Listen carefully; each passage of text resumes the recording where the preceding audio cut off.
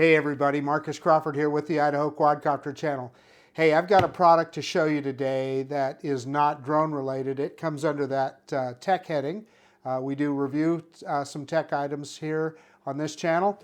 This is something that I've been looking at for a while, so I'm going to quit messing around and hold it up here.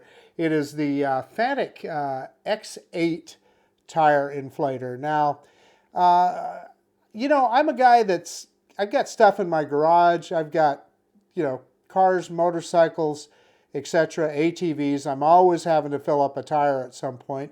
And I have a big full-sized air compressor out in my garage. However, often I'm looking for a solution that doesn't mean turning on that big compressor, dragging out a bunch of hose just to add a couple of pounds more pressure into a tire. And so that's where this guy comes in. So let's quit messing around. Let's get this thing out of the box and take a look at it. Okay, the Fanttik X8 air inflator. Looks like I've already got a start on the cellophane here, but let's go ahead and rip the cellophane off and get this guy out of the box. Sometimes opening the boxes can be the toughest part of these kind of products. Anyway, there it is. And there we get a look at it. The Fanttik X8 Apex air inflator. 150 psi it says. Let's look at the box closely here. It's got 5 different modes. I was going to go over that later, but since they have it right here, let's look at it. It's got ball mode, bike mode, motorcycle mode, car mode, and manual mode. And it says on one charge how many tires can it inflate? 4 to 6 times. So in other words, on one full charge of the battery on this guy, you should be able to inflate 4 car tires. Which should be plenty. If it's more than that, you've got something else going on. So this is kind of interesting here. Let's look and see what's included in the box. So the inflator itself, USB cable, yeah, you always get that. Air tube, that makes sense. Needle valve for doing balls. I probably don't have any basketballs, so won't be worried about that. And it's got a Schrader valve Presto valve adapter. So what I believe that is that you don't have to actually hold it on the Schrader valve. It'll attach itself. User manual and accessory bag. It's got a USB-C input for charging and an output. So that's interesting. So you can use this as a charge bank as well, which is good to know. Air pressure 150 psi. We talked about that. Noise range within, well, it says less than 80 decibels. So, and the pressure range is 3 to 150 psi. This is significant. The battery is a 2600 milliamp battery, so that's good to know. Let's turn it over and let's open it up. Pumped for the journey, it says right there. Well, there it is. They always put these really I've noticed with a lot of the products that come out of China, they have these interesting plastic bags, kind of self-sealing bags. But anyway, let's just quit messing around. Let's get it out of the bag. And I'm sure right there is where you screw in the air hose. So let's look at the rest of the accessories here. And what do we have here? We've got a card that says there are accessories below. Well, that's good to know. They got a nice little finger hole there for you to pull this piece of foam out. And yeah, there is indeed an accessory box. So it's amazing how these companies are all kind of doing the Apple style of packaging here. Packaging is getting to be an art in itself nowadays. So yeah, I almost hate to take it all out of the bag out of the box because I'll probably never get it back in. Yeah, that was folded up in there. Yeah, that's everything out of the box. So, good long air hose here. I'm going to say this is over a foot long, probably 15, 16 inches long. So what the heck? Let's go ahead and see if we can screw that in there, and I'm sure that we can. What I will say is you've got to spin the whole hose around to screw it in, but that's okay. And then this is the other end that you would put your Schrader valve connector on. Let's see what else is in here. Well, there's the instructions, so we'll take a look at that before we use it. Okay, here is the bag with the rest of the stuff here. So we should have, yeah, we've got the Schrader valve connector and the USB cable. So let's go ahead and pull that out of the bag. There you have it, the ubiquitous USB-C to USB-A cable. And this, by the way, is a USB-C input on the bottom and a USB-A output. And let's take a look at this little guy. So here is that needle connector that I will likely never use. Yeah, so this screws right into the end there, and it's got a rubber seal on it. Yeah, that needle valve does not fit in there. That looks kind of small to me for a Schrader valve, but we'll see. Maybe it's just an adapter for a different kind.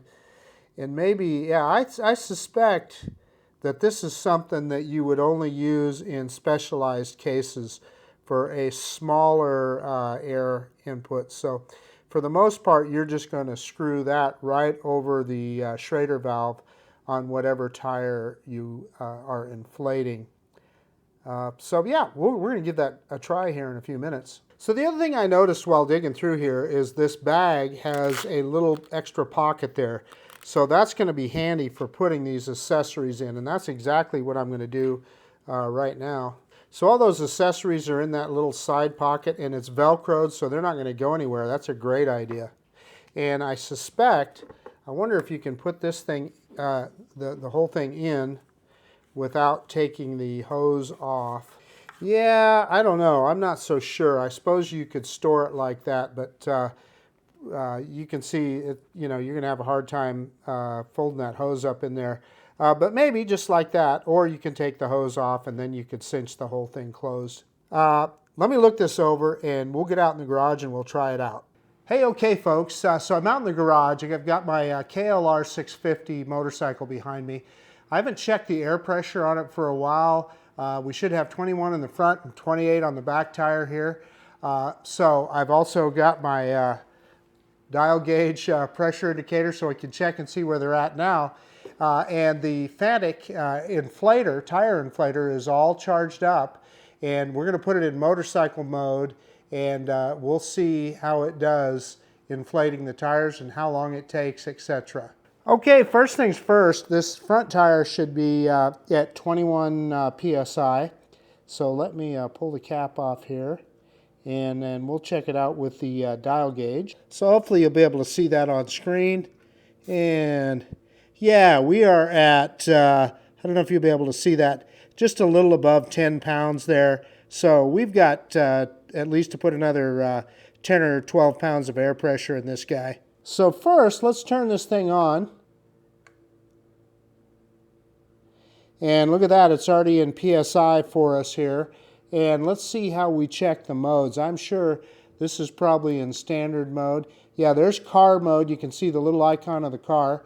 And that, I don't know. Yeah, that's motorcycle mode, I'm quite sure, because it looks like a little scooter. But let's go through them all. Yeah, there's bicycle mode, and there's tire mode. And this is just standard mode, the air up anything. So we're going to go back to car, back to motorcycle here. And then we're going to set this number down. We're going to move it down to 21 PSI.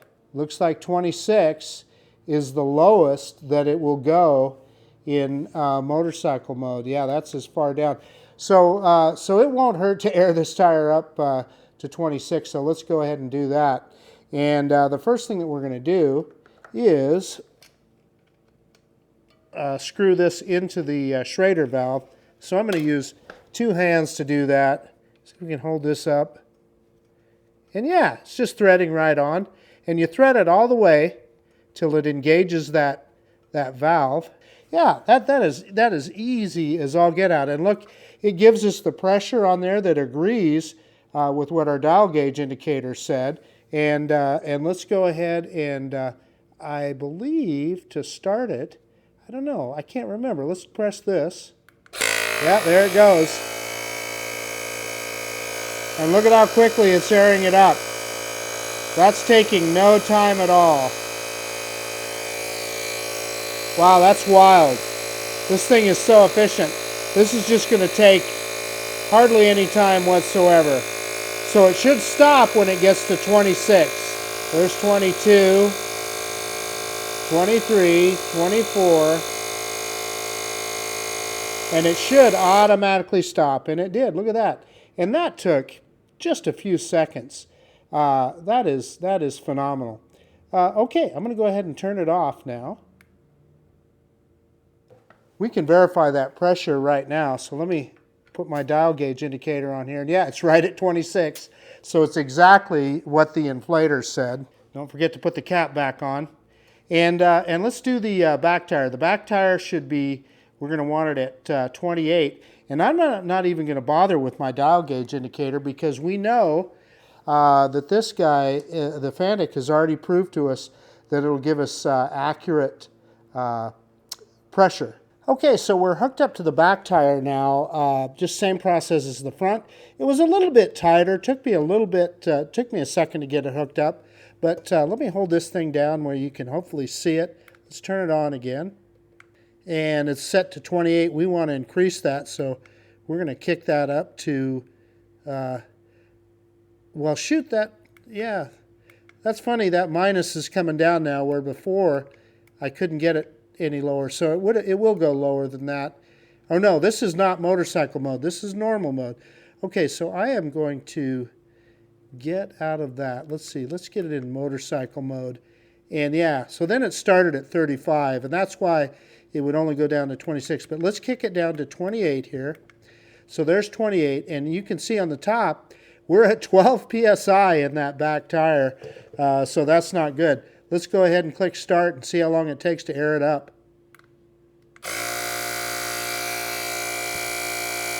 And this back tire is a little bit bigger, so naturally it's going to take a little bit longer. So we're way less than a minute, and we're almost there. And 28, and then it'll shut off by itself.